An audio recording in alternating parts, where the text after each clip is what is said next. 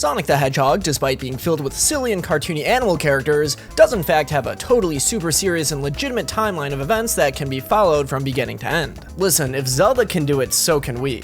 Overall, it's pretty straightforward. We start with Sonic 1, and for the most part, despite a few exceptions, it's usually just the release order of each game. However, like I said, there are a few exceptions. One of the exceptional exceptions being Sonic CD. Sonic CD's chronological placement in the official Sonic the Hedgehog timeline used to be a hotly debated point of discussion. Yeah, Sonic CD was the third mainline game released on the Sega CD after Sonic the Hedgehog 2, but that doesn't necessarily mean it takes place after Sonic 2. Actually, the general consensus was that this game took place in between Sonic 1 and 2. And as per 2022's Sonic Origins, this exact placement on the chronological timeline was officially confirmed. This is pretty cool though, we finally got an answer to an age-old question. Time to put this to bed, right? Well, we're dealing with Sonic fans here. No detail or inconsistency goes unnoticed. Yes, despite this, there are still a lot of people that argue that this placement isn't correct. Whether it be the nitty-gritty narrative details or the unique gameplay mechanics, fans have used various pieces of evidence to suggest its true placement on the timeline. So if not between Sonic 1 and 2, where exactly does Sonic CD fit on the timeline? Welcome to chaomix, and today we're going to be weighing all our options and determining when the heck Sonic CD happens.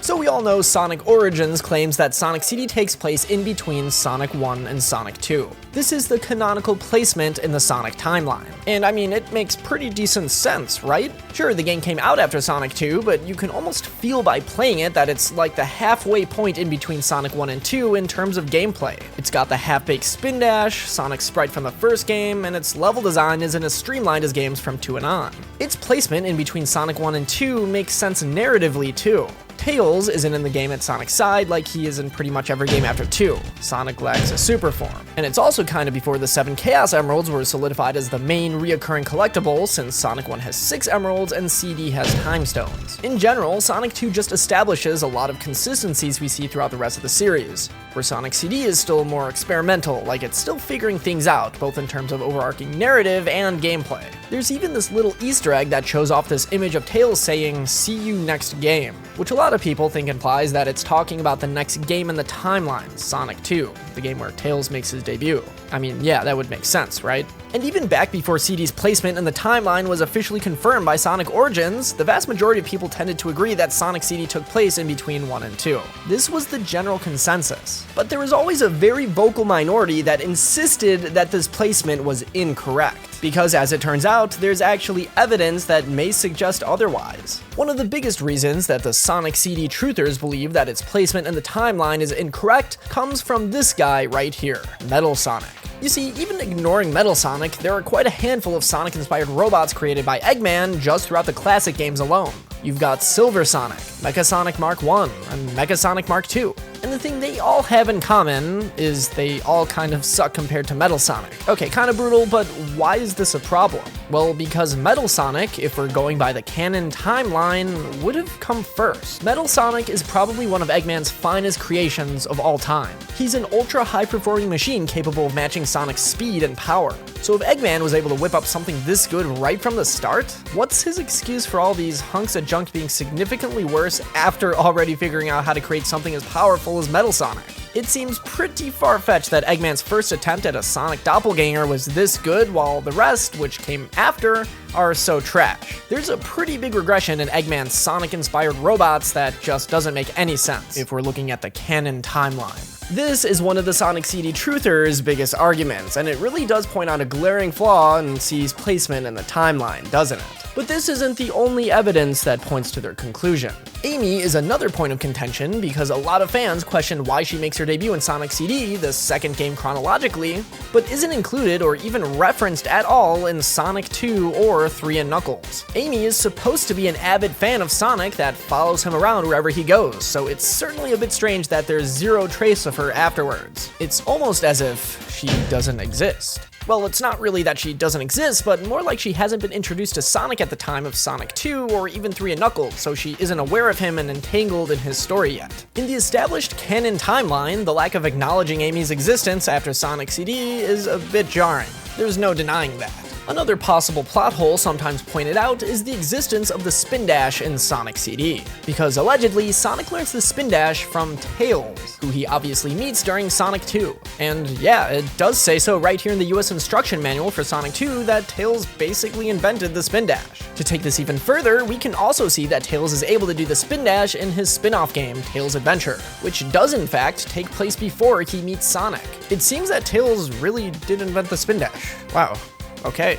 And so this leads us to our next inconsistency. How is Sonic able to perform the spin dash in Sonic CD if this supposedly took place before Sonic 2, before he learned it from Tails? It just wouldn't make sense for Sonic to have this move at this point, and yet he does. The only way for this to logically make sense is if this game took place after Sonic 2. This game existing in between Sonic 1 and 2 just couldn't be possible.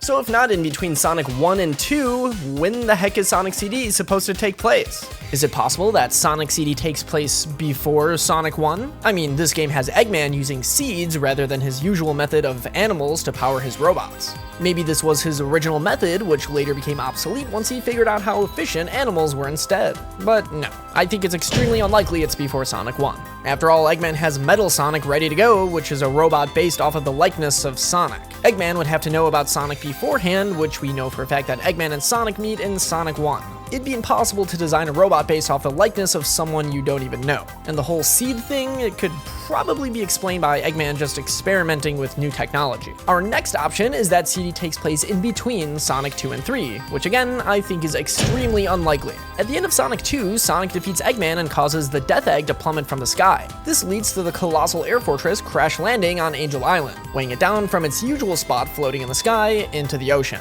This segues directly into Sonic 3 and Knuckles, which is assumed to take place almost immediately after 2. But I do believe there has to be a small grace period of a few days or maybe weeks in between, since Eggman managed to build entire facilities like Launch Base Zone, which I imagine probably took at least a little bit of time to do. I really don't think it's likely that Eggman decided to take a small break to visit Little Planet for the events of Sonic CD during this time. He was a pretty busy guy during this period. That means the only place I can reasonably see Sonic CD's alternate placement on the timeline being is after Sonic 3 and Knuckles and before Sonic Mania. Specifically, the order would be Sonic 1, Sonic 2, Sonic 3 and Knuckles, CD, Knuckles Chaotix, and then Mania. And then I guess 4, but who cares about that game? And then Superstars. Or wait, is Superstars before 4?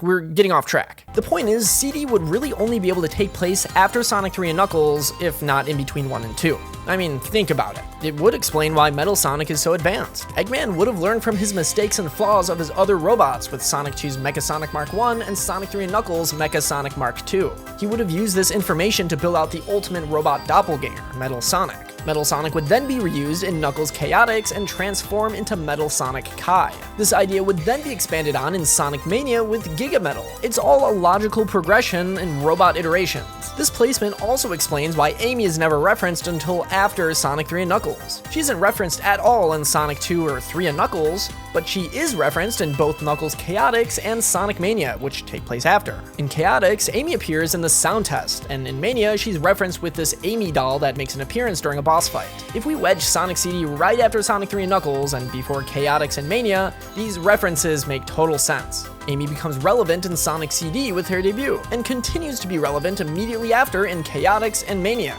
It's much more consistent, right?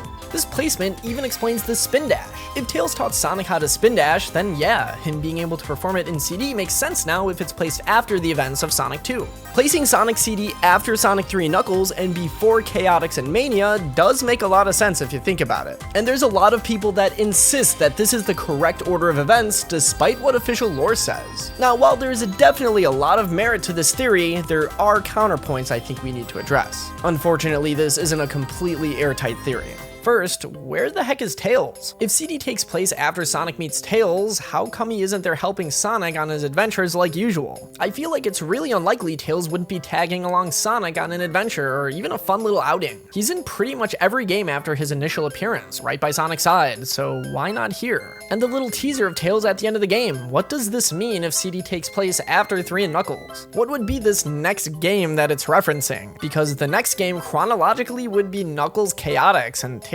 isn't really in that game, at least as a playable character. What, are they talking about Sonic Mania, which came out like 20 years after? This teaser doesn't make a whole lot of sense if we assume CD takes place after Sonic 3 and Knuckles without some crazy mental gymnastics. Also, the US instruction manual for Sonic 2 stating that Sonic learned the spin dash from Tails is dubious at best. I mean, this was during an era where Sega of America did whatever they wanted with Sonic lore, and this tidbit isn't mentioned anywhere in the Japanese manual. Tails' adventure is also barely even canon, so using this all as evidence that Tails taught Sonic how to spin dash is a bit of a stretch. Plus, using the spin dash to justify the placement in the timeline is a bit iffy. For the most part, gameplay mechanics are there simply to serve the game. Sometimes games have extra moves simply because there are more buttons on the controller for whatever console it was on. And conversely, sometimes movesets are more limited because of the lack of buttons. It could also be as simple as the devs just wanted Sonic to be able to do it because it's fun. Maybe they just wanted to be innovative and test something new. In my opinion, using gameplay mechanics to justify lore becomes a bit too meta. After all, Sonic can spin dash in every game in Sonic Origins, even Sonic 1. Christ, you can even play as Tails, Knuckles, and Amy in Sonic 1, which we all know is impossible. It's just one of those video gamey type of things. But all in all, I still think Sonic CD taking place after Sonic 3 and Knuckles could totally be possible and make a lot of sense. Even with these counterpoints, I don't think it's out of the realm of possibility, and arguably, it might make more sense than its canonical placement. But at the end of the day, Sonic Team says that CD takes place in between Sonic 1 and 2. I'm gonna be real though, the creator of something simply saying so doesn't necessarily mean they know what they're talking about. I think in this case, CD being in between Sonic 1 and 2 does make sense, minus some weird inconsistencies. But in general, sometimes there are things that creators establish that are just misinformed, especially when they go about treating their continuity carelessly, which to be fair, happens all the time in the Sonic series. I'd say death of the author could totally be applied here, which is when the author's intentions basically get overridden by the reader's own interpretation. And sometimes this happens when the author isn't logical with their reasoning for certain things being the way they are. But who's to say? I just think Metal Sonic is cool.